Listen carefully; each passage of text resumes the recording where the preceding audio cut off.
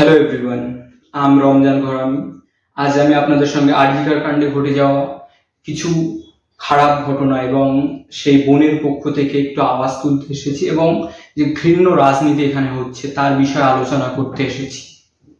প্রথমত, কয়েকদিন পূর্বে আপনারা সবাই জানেন যে একজন বাঙালি মেয়ে যার স্বপ্ন ছিল ডাক্তার হওয়া, সমাজের সেবা করা, তাকে ঘৃণ্যভাবে রেপ করে, তাকে ঘৃণ্যভাবে কষ্ট দিয়ে, অত্যাচার করে, পাশবিক নির্যাতন করে তাকে হত্যা করা হয়েছে এবং তার আমি কড়া নিন্দা জানাচ্ছি এবং দোষীদেরকে, সঞ্জয় সহ দোষীদেরকে কঠোর থেকে কঠোর শাস্তি, ফাঁসির থেকেও যদি কোনো কঠোর শাস্তি থাকে সেটা দেওয়ার জন্য সুপ্রিম কোর্টে আবেদন জানাচ্ছি। সুপ্রিম কোর্টের কাছে আমি আবেদন জানাচ্ছি এবং মানুষকে এই বিষয় নিয়ে যে সজাগ মনোভাব তাকে আমি শ্রদ্ধা জানাচ্ছি। বাংলার মানুষ কোনোদিনই অন্যায়কে প্রশ্রয় দেয় না এবং অন্যায়কে তারা আপন করে নেয় না। অন্যায়ের প্রতিবাদ করাই হলো বাঙালিদের ধর্ম এবং বাঙালিদের কর্ম। সেজন্যই ইংরেজরা প্রথমে বাঙালিদেরকে দমন করতে চেয়েছিলেন, কারণ তারা জানতেন যে বাঙালিরাই পারে তাদেরকে একমাত্র ধ্বংসের পথে নিয়ে যেতে এবং দেশ ছেড়ে, ভারত ছেড়ে পালানোর পক্ষে বাঙালিরাই পারে দেশকে একতা করতে এবং একতা যে বল সেটা বাঙালিরা বুঝিয়ে দিয়েছে বিভিন্নভাবে। আজও আরজিকর কাণ্ড নিয়ে যে আন্দোলন, রাস্তাঘাটে পথে ঘাটে যে আওয়াজ, এটা শুনে বোঝা যায় যে বাঙালিদের সেই মনোভাব আজও ধ্বংস হয়ে যায়নি এবং সেটা বেঁচে আছে। অন্যায়কে প্রশ্রয় নেয়, অন্যায়ের বিরুদ্ধে দাঁড়ানোই বাঙালিদের কাজ। কিন্তু এখানে বিজেপি সহ বিভিন্ন পার্টি যেভাবে উৎসাহ রাজনীতি করছে সেটা ঠিক নয়। দিদিকে আমি তো বলবো, আমাদের মাননীয় মুখ্যমন্ত্রী মমতা ব্যানার্জি, তার হয়তো কোনো খামতি থাকতে পারে, কিন্তু তাকে পদত্যাগের মাধ্যমে বাংলায় শান্তি প্রতিষ্ঠা এটা কখনো সম্ভব নয়। তিনিও বাংলার শান্তি চান, তাকে আমরা বুঝেছি, দেখেছি, তিনি বাংলার ভালোই চান। তিনি বিভিন্নভাবে নারীদেরকে, যে বর্তমানে নারীদের শিক্ষার দিকে অগ্রগতি, তার পিছনে বাঙালি নারীদের বিশেষ করে শিক্ষার দিকে অগ্রগতি, সেখানে দিদির অবদান অনস্বীকার্য। গরিব, আমার গ্রামেরই কথা আমি বলি, গরিব মেয়েদেরকে কন্যাশ্রী, রূপশ্রী সহ বিভিন্ন সাহায্য, অনুদান যে কতটা উপকারী এবং তাদের কতটা শিক্ষার দিকে নিয়ে গেছে সেটা আমি ফিল করি। আমার গ্রামের অবস্থা দেখে আমি বুঝতে পারি সেটা।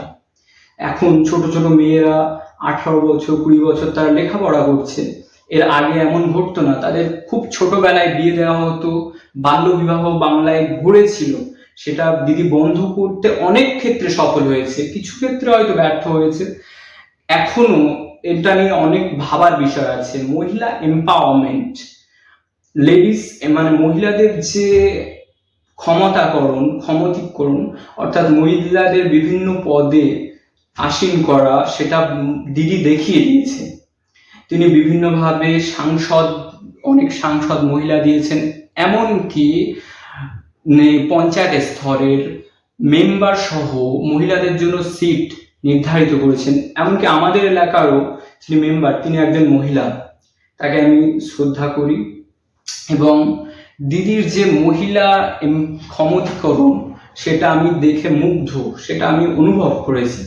কিন্তু এই যে পরিস্থিতি, এই যে কাদা ছোড়াছড়ি, এই যে রাজনীতি, ঘৃণ্য রাজনীতি বাংলায় ঘটছে এবং বিভিন্নভাবে দিদির যে পদত্যাগের দাবি, সেটাকে আমি কোনো দিনই সমর্থন করি না। কারণ আছে, কারণ ভারতে প্রতিদিন 90-এর বেশি অফিসিয়ালি রেপ ঘটে এবং সেগুলোকে থানায় ডায়েরি করা হয়। কিন্তু তার এতগুলো রেপ যদি ভারতে ঘটে, তাহলে তো ভারতের প্রধানমন্ত্রী সহ, মুখ্যমন্ত্রীদের বাদই দিলাম, প্রধানমন্ত্রী সহ মন্ত্রী পরিষদ, মুখ্যমন্ত্রী কিছুই থাকবে না, পদত্যাগ তো সবাইকে করতে হবে। এই যে ঘৃণ্য ঘটনা ভারতে ঘটছে তার কিছু উদাহরণও আমার কাছে আছে। উত্তরপ্রদেশের ফারুখাবাদে কয়েকদিন আগে 18 বছর এবং 15 বছরের দুটো আদিবাসী মেয়ে, আমাদের বোন, ভারতীয় বোন, তাদেরকে আম গাছে মৃত অবস্থায়, ঝুলন্ত অবস্থায় পাওয়া গেছে। এর থেকে ঘৃণ্য ঘটনা আর কি হতে পারে? সেখানে দাবি ওঠেনি যে যোগীকে পদত্যাগ করতে হবে, উত্তরপ্রদেশের মুখ্যমন্ত্রীকে পদত্যাগ করতে হবে, কিন্তু এই দাবি বাংলায় উঠছে, ওঠাও উচিত এক দিক থেকে। কেননা বাংলা কোনো অপরাধের ক্ষেত্র নয়, বাঙালিরা অপরাধকে মেনে নেবে না। কিন্তু ভারতের বুকে যে ঘটনা ঘটছে, মণিপুর জ্বলছে, কি মণিপুর আমাদের ভারতের মধ্যে নয়? সেখানে একজন মহিলাকে উলঙ্গ করে তার ভিডিও করা হয়েছে, পিছনে নরপিপাসুরা দৌড়ে দৌড়ে আসছেন। এই ঘটনা তো ভারতের অজানা নয়, ভারতীয়দের অজানা থাকা উচিতও নয়। তাহলে কেন ভারতের মধ্যে থাকা একটা রাজ্য জ্বলছে, আমাদের প্রধানমন্ত্রী মোদি নাকি এত ক্ষমতাবান যে তিনি রাশিয়া ইউক্রেনের যুদ্ধ থামিয়ে দিতে পারেন, কিন্তু আমাদের ভারতের অখণ্ড ভারতের ভূমি মণিপুর একটি শান্তিপূর্ণ রাজ্য, সেটা আজ জ্বলছে। সেখানে হত্যাযজ্ঞ চলছে, সেখানে নারীদের বিবস্ত্র করা হচ্ছে, সেখানে মানুষের সাধারণ জীবন বিপন্ন আজ। তা নিয়ে কোনো গল্প, তা নিয়ে কোনো স্টোরি, তা নিয়ে কোনো খবর আজ আমরা নিউজে দেখতে পাই না। কেন দেখতে পাই না? কোন এজেন্ডা? মণিপুর কি ভারতের অংশ নয়? আমার মণিপুর আমার পাশের রাজ্য, আমি চাই আমাদের পাশের রাজ্যেও শান্তি থাকুক, তারাও শান্তিতে বাস করুক, তারাও আমাদের ভাই। ইন্ডিয়ান, প্রতিটা ইন্ডিয়ান একে অপরের ভাই ভাই, এটাই তো আমাদের সংবিধান শিখিয়েছে। কি হচ্ছে আমাদের দেশে? উত্তরাখণ্ডের একজন নার্সকে, তাকেও রেপ করা হয়েছে এবং তাকেও হত্যা করা হয়েছে, সে নিয়েও খুব বেশি কভারেজ দেখি না। কিন্তু বাংলার, অফকোর্স এটা নিন্দনীয়, বাংলার যে ঘটনা, আরজি করের ঘটনা নিন্দনীয়, কিন্তু দিদিকে যেভাবে অ্যাটাক করা হচ্ছে সেটা উচিত নয়। তিনিও শান্তি চান, তিনিও বাঙালিদের ভালোই চান। আমরা দেখেছি তার কাজের মধ্য দিয়ে তিনি লক্ষ্মীর ভান্ডার সহ বিভিন্নভাবে গরিব মহিলাদেরকে, বিশেষ করে এটা তো বড়লোকদের খুব বেশি উপকার হয় না, এটা গরিবদের উপকার হয়। গরিব মা যদি মাসে 1,000 টাকা পায়, সেটা কোথায় ব্যয় করবে? তার সন্তানের শিক্ষার পিছনেই ব্যয় করবে, তার সন্তানের একটা জামা কিনে দেবে, এটাই তো করবে। কিন্তু দিদি অনেক কিছুই ভালো করেছে, কিন্তু খামতি তো থাকে। প্রতিটা মানুষ নির্ভেজাল নয়, কিছু খামতি তার মধ্যে থেকেই যায়।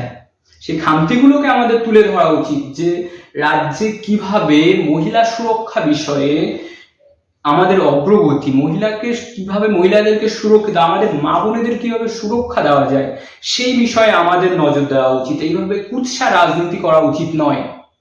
এবং পুলিশ সহ আইনি বিভিন্ন পদাধিকারী এবং যারা আইনের রক্ষক, তাদেরকে আরো সজাগ হতে হবে।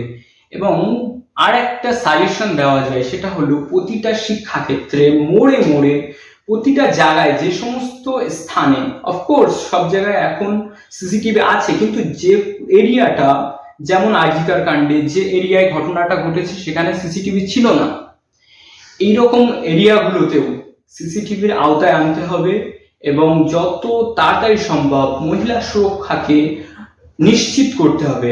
ভারতে আমাদের মা বোনেদের সুরক্ষাকে আমাদের নিশ্চিত করতে হবে, কুৎসা রাজনীতি নয় সেটা। তাহলে ভাবুন যে দেশে প্রতিদিন 90টা অফিসিয়াল রেপ হয় এবং আনঅফিসিয়াল কত, তো আমি সেটা ঠিকঠাক বলতেও পারবো না কত সংখ্যা।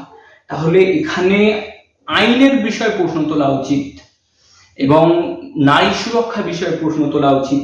কুৎসা রাজনীতি দিয়ে এটা সম্ভব নয়। দিদিকে পদত্যাগের মাধ্যমে যে আমাদের রাজ্যে নারীদের মর্যাদা, নারীদের সুরক্ষা বৃদ্ধি পাবে, সেটা সম্ভব নয়। দিদিকে বলতে হবে যে কোথায় কোথায় খামতি আছে, সেগুলো শোধরানোর চেষ্টা করতে হবে, তবেই তো সেটা আমাদের দেশের পক্ষে হবে। নাকি কুৎসা রাজনীতি, তাকে পদত্যাগ করান এবং হিংসা ছড়ান, এটা ঠিক নয়। বাঙালিরা হলো সবচেয়ে জ্ঞানী জাতি, তারা বিভিন্নভাবে, ভারতে আজ পর্যন্ত যত নোবেল জয়ী বেশিরভাগ বাঙালি, রবীন্দ্রনাথ থেকে শুরু করে বিভিন্নভাবে ভারতীয়রা নোবেল জয় করেছেন। তাহলে বাঙালিরা জ্ঞানী জাতি। এই কুৎসা রাজনীতি থেকে আমাদের বেরিয়ে আসতে হবে এবং বাঙালি নারীদেরকে কিভাবে সুরক্ষা দেওয়া যায় সেই বিষয়ে আমাদের সজাগ হতে হবে। এবং আমি এটাও অ্যাপিল করব যে পুরো ভারতে আমাদের মা বোনেদের যেভাবে নির্যাতিত হতে হচ্ছে সেটার বিরুদ্ধেও কড়া পদক্ষেপ সরকারেরই নেওয়া উচিত। সে ভারত সরকারের এটার দায়িত্ব যে নারীদের যে সুরক্ষা, সেফটি, সেটা তো নারীর সেফটি, ওমেন সেফটি, এটা তো ভারত সরকারের দায়িত্ব। তারা কেন নিজেদের দায়িত্বকে রাজ্যের উপরে ছেড়ে দিচ্ছে? হ্যাঁ, রাজ্যেরও তো দায়িত্ব ল অ্যান্ড অর্ডার, বাট এটা ভারত সরকারেরও কিছুটা বস্তায় যে পুরো ভারতে কেন প্রতিদিন 90টার বেশি রেপ ঘটছে, অফিসিয়াল আনঅফিসিয়াল কত ঘটছে তার কোনো ঠিক নেই। কেন এই সমাজের অবনতি? যে সমস্ত ভিডিও কন্টেন্ট ইউটিউব কিংবা সিনেমা যাই হোক, যেগুলোকে নারীদেরকে পণ্য, ভোগ্য পণ্য হিসেবে তুলে ধরছে এবং যুব সমাজকে আগামী সমাজকে একটা খারাপ পরিস্থিতির দিকে, নারীদেরকে ভোগ্য পণ্যতে পরিণত করছে, সেই সমস্ত ইউটিউব কন্টেন্ট, সেই সমস্ত ভিডিও, সেই সমস্ত সিনেমার অংশকে কোনোভাবেই ভারতে কোনোভাবেই তাদেরকে বাড়াবা দেওয়া যাবে না এবং তাদেরকে কিভাবে আটকানো যায় তার বিরুদ্ধে কঠোর পদক্ষেপ নেওয়া দরকার।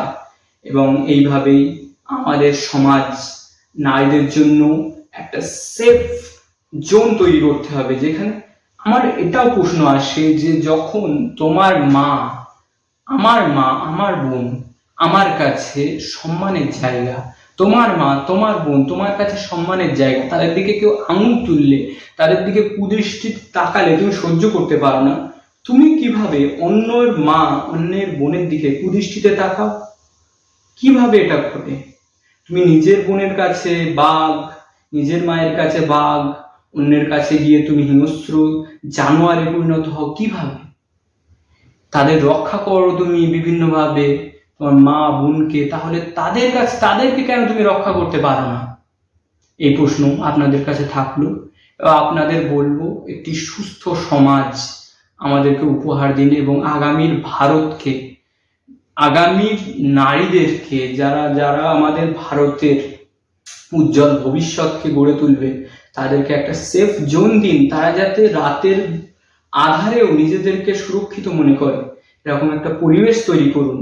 সরকারের কাছে এই আবেদনই আমার থাকলো এবং আমাদের মুখ্যমন্ত্রী মাননীয় মমতা বন্দ্যোপাধ্যায়ের কাছেও এই আকুতি থাকলো যে আমাদের বাঙালি বোনেদের, মায়েদের, বাঙালি যে সমস্ত সন্তানরা পরবর্তীতে জন্মাবে, তাদের জন্য একটি সুরক্ষিত বাংলা আপনি উপহার দিন। এই বলে আমি আপনার অনুষ্ঠান এখানে শেষ করছি এবং আপনারা আমার জন্য দোয়া করবেন।